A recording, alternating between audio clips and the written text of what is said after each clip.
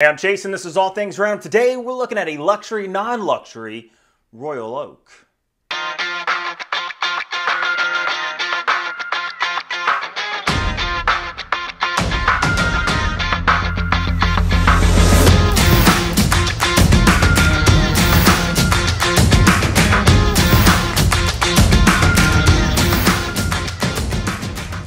Now, AP or Audemars Piguet is one of those brands that you may never even see in real life because it's just that unobtainable unless you spend perhaps your whole life saving for one, but good luck finding it. Now, this may be the way to get a feeling of the Royal Oak without the Royal Oak price. Today, we're talking about the Feice Royal Oak. Let's just flip the camera around and dive right into the review. Now, this is what we're looking at today. Feice. This is a Audemars Piguet Royal Oak homage without the royal price. Now, this watch does not hide what it's trying to be. It's obvious and it's clear. The Audemars Piguet or AP Royal Oak, priced on the market at over $20,000 and nearly impossible to find. This gives you very, very similar, almost identical, you could say identical, style for around the price of $200. Now, this, of course, does not have the same finishing. It does not have a Swiss movement inside. It is not an AP. But if you like the look of an AP, if you like the Royal Oak, this may just give you a slight taste. So I'm not going to review this watch as an homage. I'm not going to compare it to the Royal Oak. I don't have a Royal Oak to compare it to. But what I am going to do is review this watch on its own. I'm not going to compare it like I would a replica, but I'm going to compare it as a Feice itself and see if it's worth the price of $200 and if it's a good watch. Let's take it off the pillow. This watch has a similar design to other Giorgenta watches, with the hard lines, the octagonal design, and a nice integrated bracelet. Now you can see that it does have vertical brushings on the case, and the brushing is a hard brushing. It is not soft by any means. It is extremely noticeable. It also has some polishing on the upper bezel here, some more brushing on the case, along with some more polishing lines along the case. It gives it sort of a nice pop in the light. Now the bezel is attached by these 8 screws and they're all lined up perfectly as they should be. One of the things that really drives me nuts, for example, like a Bell & Ross, one of their pilot's watches, their square pilot's watch. Now, I like the fact that these are uniform. However, some Bell & Ross watches are not like that. In fact, the screws are put in and they could be at any direction. There is no uniformity. That is one of the little pet peeves that I have about that watch and why I will probably never own one. Now the bracelet is an integrated bracelet with more hard lines. The brushing reflects the light similar to the case, shimmering as a steel band rolls along the wrist. It does have a butterfly clasp, and the clasp is a proper mill clasp. It is not too terrible, and the one thing that I actually like about this bracelet and why I don't mind this butterfly clasp as much as other butterfly clasps is because these links are very small. They're not large like other links. So you can see that it's basically when you remove a link, it's almost like removing the micro adjustments. So it fits a little bit better. I think for this watch to size up to my wrists, I removed 3 links. Not a big fan of the fact that it's not equal on both sides, but it's not noticeable at all on the wrist. Now the dial on this watch is black and textured. Up close you can see that there is a lot going on. Applied indices with Lume and the multi-texturing gives the dial a nice 3-dimensional landscape. The second hand beats at 28,800 beats per hour and is powered by a seagull movement, though it's hard to tell which one. One website says it's the Seagull ST19, which is a column wheel chronograph, so I know it's not that. The dial of this watch is 42 millimeters in diameter with a case thickness of 11.5, so it sits relatively low to the wrist. It's really nice to see an automatic watch that's this thin. Now this watch does offer 50 meters of water resistance and does have a screw down crown with the same shape as the octagonal case. However, this is a hexagon. It does unscrew and it functions as a watch would like this. I'm going to pop it to the furthest point out, adjust the hand so we can do an adjustment of the date. Counterclockwise, and it flips over relatively easy with a quick change date. Pop it out and you can adjust the time. It's actually pretty smooth adjusting the time.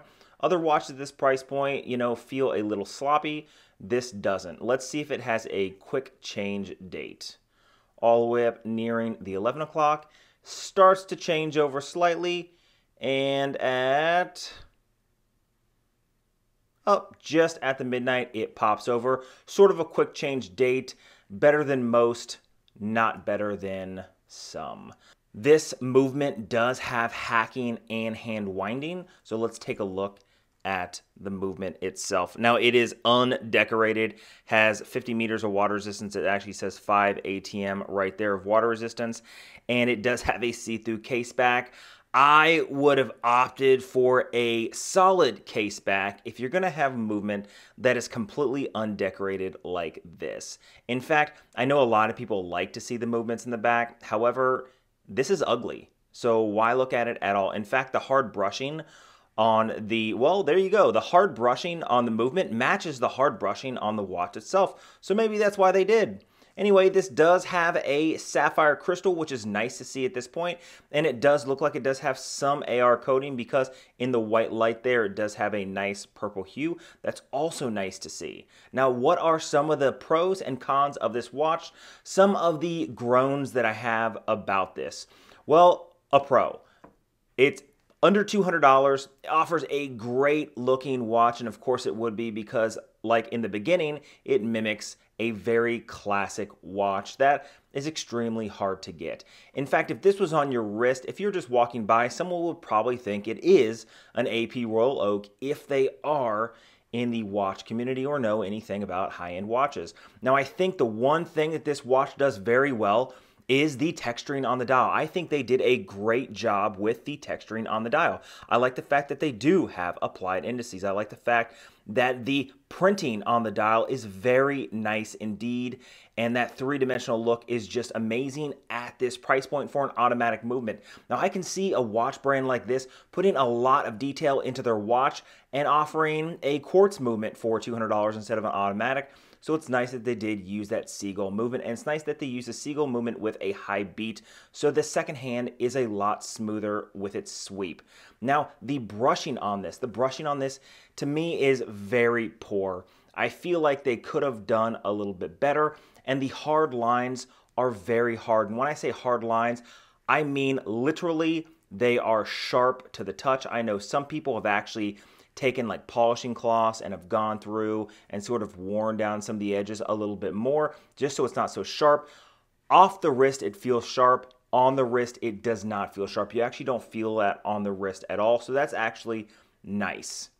Another thing that I don't like, I already mentioned, and that is that see-through case back. I think that was just a waste, and I think that is just an ugly movement, period. A work movement that would be probably a dive watch or something like that. Something, again, with a stereo case back.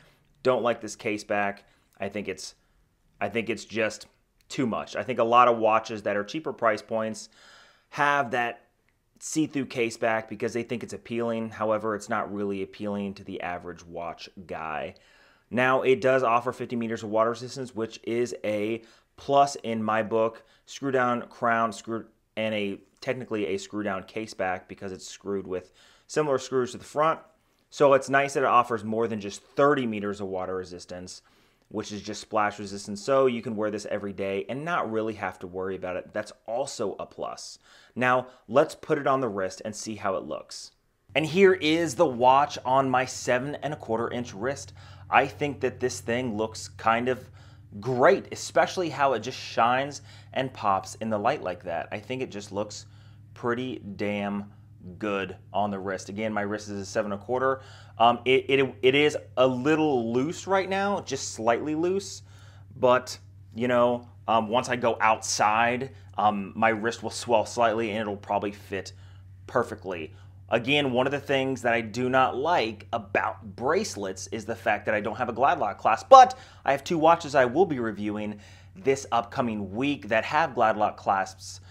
And I'll tell you, it's hard to replace something like that, but because these links are so small, it's very easily adjusted to the wrist, so that's actually nice to see. Great looking watch, 42 millimeters, doesn't overpower the wrist, which is nice. Watches of 43, 44, 45, just overpower wrists that are medium-sized wrists, which are my size wrists. Other than that, I think it looks pretty damn good. Last but not least, the Lume shot. Now I did move the lights so that the 60-watt lights sort of just bake that dial for just a minute. I'm going to flip them off now, and you see that it does offer some lume on the watch. The lume isn't that great, but it does shine enough to where, again, this isn't completely dark. But you can see that it does offer lume on the indices and on the hands. Not too terrible, I think. For this price point, again, a lot of companies will skimp out on the lume as the first thing. I think what this company did was skimp out on the brushing and finishing first, but that's a whole different story. Now, overall, this is not a bad watch. It could use a little bit better brushing, but overall, aesthetically, it is very pleasing to the eye, and it looks great in the natural sunlight. If I was gonna rate this watch on a scale of 1 to 10, I'd give it a good 7.5 because it does have good quality. It is reasonably priced. It does have a sapphire crystal, automatic movement, and overall, it's just a great looking watch. But again, it steals the design from somewhere else. So is that really a plus? Well, it's definitely not really that much of a minus. Now, a lot of people are very passionate when it comes to homage watches. They think that there is a fine line between homage and replica, whereas replica will say the name and an homage will have the same design but have a different name. Well, this is definitely an homage watch, there's no doubt about it. But I think that it's a great compromise. If you cannot afford that really expensive watch, well, you know what? $200 and you can get at least something that is similar. Now, if you like videos like this, hit that subscribe button down below, leave a comment on the content you guys would like to see on this channel. I have so many videos coming up in the future. In fact, my schedule is actually going to change. I was doing a video every 2 days. Well, things are sort of going to change. I'm going to release a Sunday episode where I go through my own watch collection one at a time, go through the stories of how I obtained that watch and why. And then I will release a review on Wednesday and Friday. I just have so much going on that, you know, I want to stay on a schedule that you guys know I'm going to upload. So hit that notification bell so you guys can be notified when I drop my next video. Until next time.